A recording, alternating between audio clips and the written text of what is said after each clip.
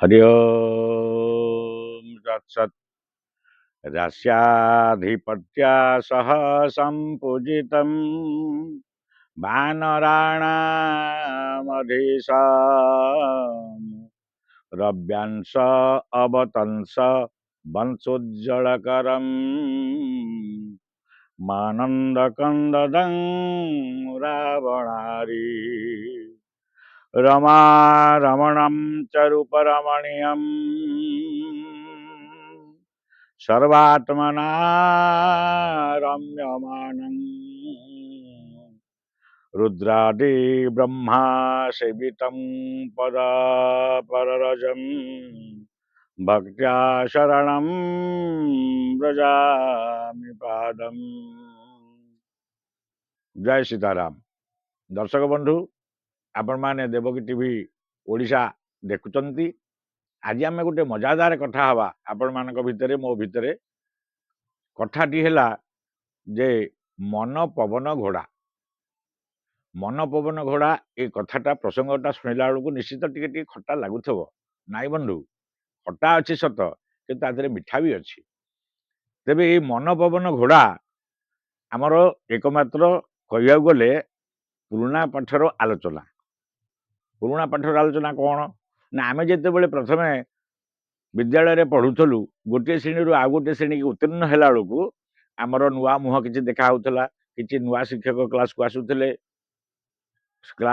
पुणी नुआ बंधु भी आसुले नुआ सहित पुराणा पाठर आलोचना होता। अर्थात छात्र जो श्रेणी रु उत्तीर्ण है से श्रेणी रे से कौन कौन पाठ मन रखिपारी ताकू ही प्रथमे आलोचना करा जाउथला।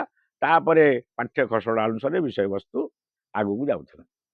आमे आज कहिबार अर्थ है आपण मानकू आमे से पुराणा पाठर आलोचना करवा। अर्थात मन पवन एवं घोड़ा। पवन गोटे स्वतंत्र जिनिस भूत, घोड़ा तो गोटे स्वतंत्र जीव आपण माने जानचंदी। मन गोटे स्वतंत्र। ये तीन जनकर स्वतंत्रता अलग अलग किंतु आमर ओडिया भाषा साहित्य रे तुलनात्मक ज्ञान अनुसार मन को पवन सहित तुलना करा जायछि। बेले बेले मन को घोड़ा सहित मध्य तुलना करा जायछि। काहेकि ना घोड़ार अन्य नाम तुरग। तुरित गमन करे जे तुरग। सेमती पवन पवन सब बेले तो जानचंद आपण खितिया तेज मरुद बेम ये पंच महाभूत आम शरीर गठित। ता भितर पवन गोटे महाभूत। किंतु आपण मानक मजा लगे शुणी कथाटा जे मो मतरे एटा मोर व्यक्तिगत मत। मो मतरे मन गोटे किंभूत किंबकार भूत। कौन किंभूत किंबकार भूत कहीं कहगला ना मन सब बेले उड़ुची। ये जिते सब प्राणी अच्छी समस्तंकर मन उड़ुची।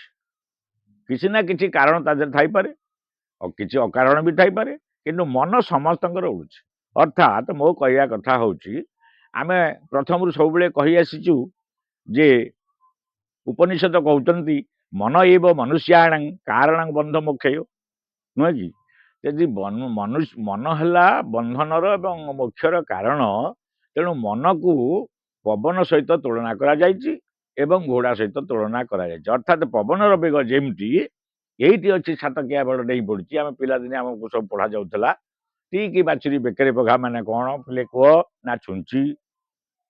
पुणी पचरा जाऊला पवन जार आहार खाए गोईठा पहाड़ पिले कौन कह ना फुटबल। ये ठीक सेमती मन गोटे किंभूत किंबाकार भूत कहले किसी अत्युक्ति हेब ना। आमे ये कथाटी जिते ख्याल आसला आम मन को विद्यालय कथा मन पड़ा आमर से आम चिंता कलु गोटे दि चारि पद कथा आम दर्शक बंधु को कहवा जे मन पवन घोड़ा। याकू कहबार अर्थ है जे मोर गोटे मन अच्छी उड़ुची आपण मानकर समस्त मन अच्छी आपण मान मन उड़ुची। तेणु क्या मन कौटी उड़ुची से जार मन उड़ुची से केवल जानी। आ भितर आम जीवन तत्व गोटे दर्शन रही जे मन उड़ुची समस्त मन उड़ुची। ये जो पवन कथा कहला ता भितर समीर गोटे शब्द पवनर अन्य नाम समीर। पवनर अन्य नाम वायु जहाँ को आम कहू प्राण सहित संयुक्त कर बंधु गोटे गर्व और गौरवान्वित कथा ମୁଁ ତ ବହୁତ ଗର୍ବ ଅନୁଭବ କରେ ଆମ ଓଡ଼ିଆ ଭାଷା ସାହିତ୍ୟକୁ ନେଇକି।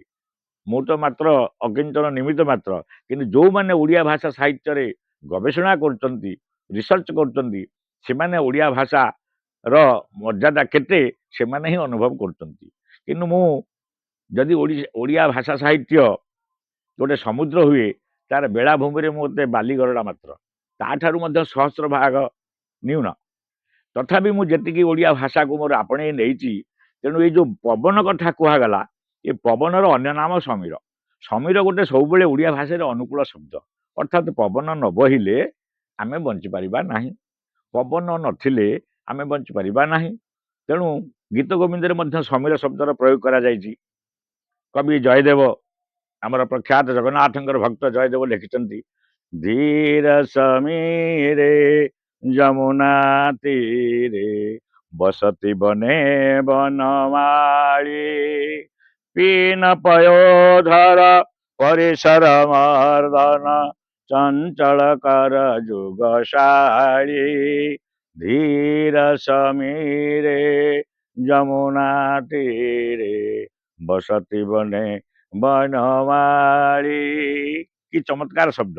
ସେମିତି ବାୟୁକୁ ପ୍ରାଣ ସହିତ ସଂଯୋଗ କରାଯାଇଛି, ଅର୍ଥାତ୍ ପ୍ରାଣ ବାୟୁ। ଯେ କେହି ଲୋକ ଯେତେବେଳେ ଦେହାନ୍ତ ହେଇଯାଉଛି, ତାର ମୃତ୍ୟୁ ଘଟୁଛି, ଆମେ କହୁ ଯେ ଅମୁକ ବ୍ୟକ୍ତିର ପ୍ରାଣବାୟୁ ଚାଲିଗଲା, ନୁହଁ କି ବନ୍ଧୁ? କିନ୍ତୁ ପ୍ରକୃତରେ ପ୍ରାଣବାୟୁ କ'ଣ ଚାଲିକି ଯାଉଛି? ନା, ପ୍ରାଣବାୟୁ ଉଡ଼ିଗଲା।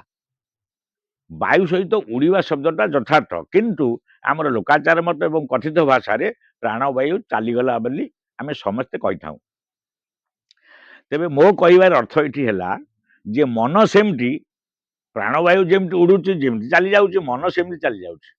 ଏଇଠି ସାଙ୍ଗେ ସାଙ୍ଗେ ଆପଣ ବସିଛନ୍ତି, ସାଙ୍ଗେ ସାଙ୍ଗେ ଯାଇ ଲଣ୍ଡନରେ ମନ ପହଞ୍ଚିଲାଣି।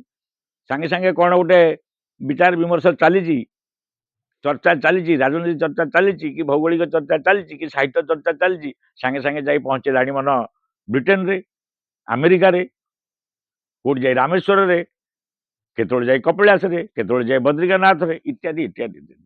ତେବେ ଏଇ ମନ ଏଭଳିଆ ଗୋଟେ ବସ୍ତୁ, ଏଭଳିଆ ଗୋଟେ ପଦାର୍ଥ ଯେ ମନ ସବୁବେଳେ ସମସ୍ତଙ୍କର ଉଡ଼ୁଛି। ଉଦାହରଣ ସ୍ୱରୂପ ଆମେ ଦେଖିବା କାହା ମନ କେମିତି ଉଡ଼ୁଛି, ଯେତିକି ଜାଣିପାରିବା ଆମେ ସର୍ଟକଟରେ ବୁଝିବା। ଋଷି ବିଶ୍ୱାମିତ୍ର, ତାଙ୍କ ମନ ବି ଉଡ଼ୁଛି ନା ନାହିଁ? ଭକ୍ତ ପ୍ରହଲ୍ଲାଦ, ତାଙ୍କ ମନ ବି ଉଡ଼ୁଛି। ଭକ୍ତ ଧ୍ରୁବ, ତାଙ୍କ ମନ ବି ଉଡ଼ୁଛି ନା ନାହିଁ? ସମସ୍ତଙ୍କ ମନ ଉଡ଼ୁଛି। ଏମିତିକି ଶ୍ରୀମଦ୍ ଭଗବତ ଗୀତାର ରଚୟିତା, ଅଷ୍ଟାଦଶ ପୁରାଣର ରଚୟିତା ଭଗବାନ ବ୍ୟାସଦେବଙ୍କର ମନ ମଧ୍ୟ ଉଡ଼ୁଛି। ଆମେ ଓଲଟା ବୁଝିବା, ବ୍ୟାସଦେବଙ୍କ ମନ କୋଉଠି ଉଡ଼ୁଛି?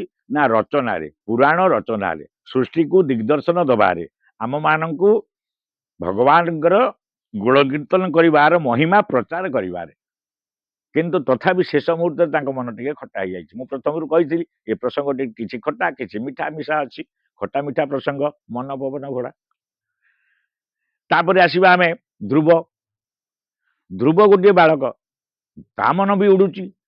ତାର ସ୍ୱର୍ଗ ଦରକାର ନାହିଁ, ଧନ ସମ୍ପତ୍ତି କିଛି ଦରକାର ନାହିଁ, ତାର ଗୋଟିଏ କେବଳ ଆଶା ବା ଆକାଂକ୍ଷା ମନ ଭିତରେ ସେ ରଖିଛି ଯେ ସେ ପିତୃତ୍ୱ କୋଳରେ ବସିବ, ଅର୍ଥାତ୍ ପିତାଙ୍କ କୋଳରେ ବସିବ, ଏତିକି ତାର କାମନା। ସେଥିପାଇଁ ତାର ସାଧନା, ସେଥିପାଇଁ ତାର ଜପ, ସେଥିପାଇଁ ତାର ତପ, ସେଥିପାଇଁ ତାର ନାରାୟଣୀକୁ ଚିନ୍ତା। ତା ବି ମନ ଗୋଟେ ଉଡ଼ୁଛି। ଆମେ ଆସିବା ପ୍ରହ୍ଲାଦ ପାଖକୁ। ପ୍ରହ୍ଲାଦର ମନ ବି ଉଡ଼ୁଛି। ପ୍ରହ୍ଲାଦର ମନ କୋଉଠି ଉଡ଼ୁଛି? ନା ଶ୍ରୀହରି ଚରଣ ଅରବିନ୍ଦ ଦର୍ଶନ। ମାତା ଶବରୀଙ୍କର ମନ ଉଡ଼ୁଛି। ତାଙ୍କ ମନ କୋଉଠି ଉଡ଼ୁଛି? ନା ପ୍ରଭୁଙ୍କର ପଦ ଅରବିନ୍ଦ ଦର୍ଶନ। ସେ କେବେ ଧନ ମାଗି ନାହାନ୍ତି, କେବେ ଜନ ମାଗି ନାହାନ୍ତି, କେବେ ସଂସାର ମାଗି ନାହାନ୍ତି, କେବେ ତାଙ୍କର ଭୋଗ ବିଳାସ କାମନା କରିନାହାନ୍ତି, କେବଳ ବିଭୁପାଦ ଦର୍ଶନ। ତାଙ୍କ ମନ ଏଭଳିଆ ଉଡ଼ୁଛି। ଆସିବା ଆମେ ପୁଣି ବିଶ୍ୱାମିତ୍ର ପାଖକୁ। ବିଶ୍ୱାମିତ୍ରଙ୍କ ମନ ମଧ୍ୟ ଉଡ଼ୁଛି। ବିଶ୍ୱାମିତ୍ରଙ୍କ ମନ କୋଉଠି ଉଡ଼ୁଛି? ନା ବିଶ୍ୱାମିତ୍ରଙ୍କ ମନ ଉଡ଼ୁଛି ଯଜ୍ଞରେ। କାହିଁକି? ନା ସେ ଜଣେ ଶାସ୍ତ୍ରଜ୍ଞ, ବେଦ ବୁଝିଛନ୍ତି, ଶାସ୍ତ୍ର ବୁଝିଛନ୍ତି। ତେଣୁ ତାଙ୍କର ମନ ଉଡ଼ିକି ଉଡ଼ି ଯାଇ ଲାଖି ରହୁଛି କୋଉଠି? ନା ଯଜ୍ଞରେ। କାରଣ ଯଜ୍ଞେନ ଯଜ୍ଞ ମୟଜନ୍ତ ଦେବା ସ୍ଥାନି ଧର୍ମାଣି ପ୍ରଥମା ନ୍ୟାସନ୍। ଏହାର ଅର୍ଥ, ଏହାର ମାନ, ଏହାର ତତ୍ଵ ସେ ଭଲ ଭାବେ ବୁଝିଥିବାରୁ ଯଜ୍ଞ ପାଖରେ ଯାଇ ତାଙ୍କ ମନ ଅଟକି ଯାଉଛି।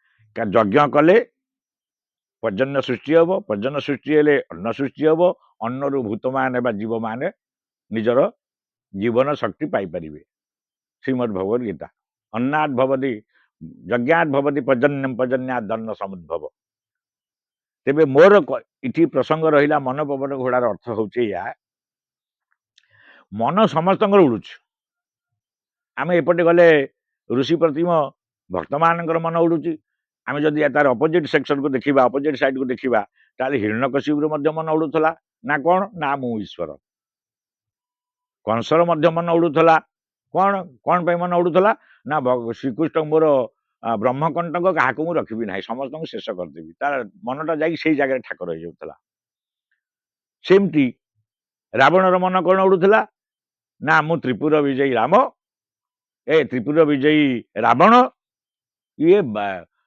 जोगी बेश आसी राम लक्ष्मण सीता ये तीन जन मोर कौन करेंगे राम लक्ष्मण मोर कौन करेंगे स्वर्णमयी लंका मोर त्रिकाल जयी मु त्रिकालज्ञ मन जाई से लगुला ये समस्त मन कोट जाए लगी जाइला ना अहंग पापरे मु किंतु ता पूर्व जिते जन कथा कहला मन अहंग रे लगी नथला उड़ू नथला मन उड़ूला जगत कल्याण निमंते तेणु ये मन उड़ार प्रकार भेद अनेक अच्छी आहरी जदि आम आगू को जीवा जिते प्राणी सब अच्छा समस्त मन किसी ना किसी काम पाई उड़ुची आम देखिलु चिंता कलु जे मन जदि एमती उड़ुची समस्तंकर ताले आमे जदि आम मन को उड़ेबा कोठिकी उड़ेबा जदि समस्तंकर मन एमती उड़ी ठाक जागे लगी जाऊँगी गोटे गोटे निर्दिष्ट जगार आमे बा आम मन को आमे पाखे रखा कहीं आम उड़े देखा कुआड़ को उड़ुची देखा कोठिकी जाऊँगी देखा